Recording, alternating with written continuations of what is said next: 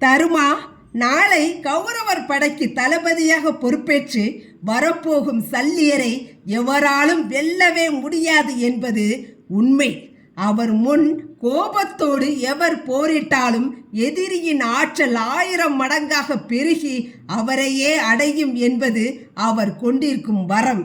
எனவே அவரை எதிர்த்து யார் போரிட்டாலும் அவனது ஆற்றலும் அவரையே அடையுமே தவிர எதிர்த்து நிற்பவர் வெல்வதற்கு வாய்ப்பே இல்லை.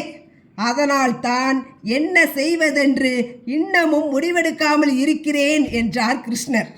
இப்படி ஒரு வரமா, அதுவும் சல்லியரிடமா? இது துரியோதனனுக்கு தெரியுமா? எதிர்த்து நிற்கும் எவருமே தப்ப முடியாவிட்டால் வெல்வதெப்படி? உறைந்து போய் நின்றான் பீமன். கிருஷ்ணா, உனையன்றி வேறெதுவும் எங்களை காத்தருளாது என்பதை முழுமையாய் அறிந்தவன் நான். இத்தனை இன்னல்களை கடக்க எங்களோடு துணை நின்று பேருதவி பல புரிந்த நீ இப்போதும் எமை காக்க தவறமாட்டாய் என்பதை அறிவேன்.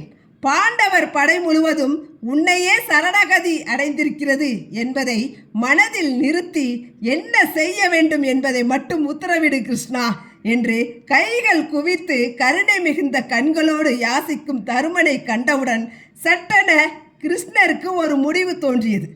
எதிரியின் வலிமை அதிகம் என்றறிந்தும் பயப்படாமலும் கோபப்படாமலும் ஆத்திரப்படாமலும் பீமன் போல அவசரப்படாமலும் அடுத்து என்ன என்பதை நிதானமாய் யோசித்து தன்னை யாசித்து நிற்கும் தருமனே நாளை சல்லியரை எதிர்க்க தகுதியானவன் என்பது புரிந்தது கிருஷ்ணருக்கு.